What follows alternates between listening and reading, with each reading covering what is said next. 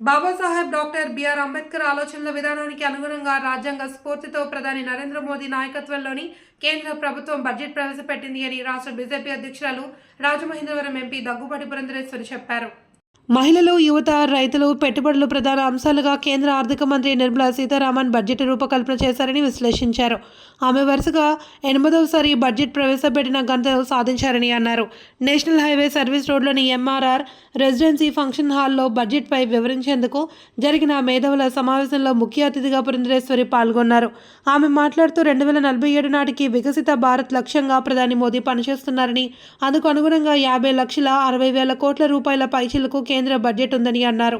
అన్ని వర్గాల అభ్యున్నతే లక్ష్యంగా ప్రవేశపెట్టిన బడ్జెట్కి సర్వత్రా ప్రశంసలు లభిస్తున్నాయని పేర్కొన్నారు.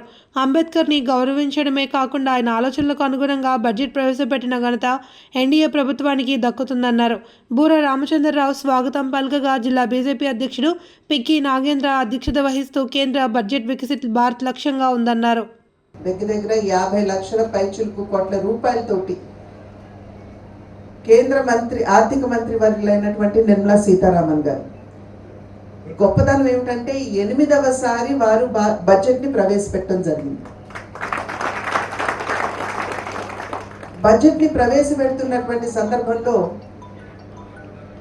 ఇందాక సభాధ్యక్షులు చెప్పినట్లుగా వికసిత్ భారత్ అంటే అభివృద్ధి చెందినటువంటి భారతదేశాన్ని 2047వ సంవత్సరానికల్లా ఆవిష్కరించాలి అనేటువంటి ఒక సంకల్పం.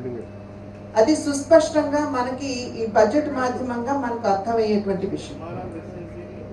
ఎందుకు అనంటే భారతీయ జనతా పార్టీ గట్టిగా విశ్వసించినటువంటి విషయం, భారతీయ జనతా పార్టీ మూల సిద్ధాంతం కూడా అంత్యోదయ. అంటే సమాజంలో అట్టడుగున ఉన్నటువంటి వారందరికీ కూడా ప్రతి ఒక్కరికి సంక్షేమాన్ని అందిస్తూ వారందరినీ ప్రగతి పదంలో నడిపించుకుంటూ భారతదేశ సర్వతోముఖాభివృద్ధిని సాధించాలి అనేటువంటి ఒక సంకల్పం, ఆలోచన. ఒక రకంగా చెప్పాలంటే ఇదే మన రాజ్యాంగ స్ఫూర్తి అని కూడా మనం అర్థం చేసుకోవాల్సినటువంటి అంశం.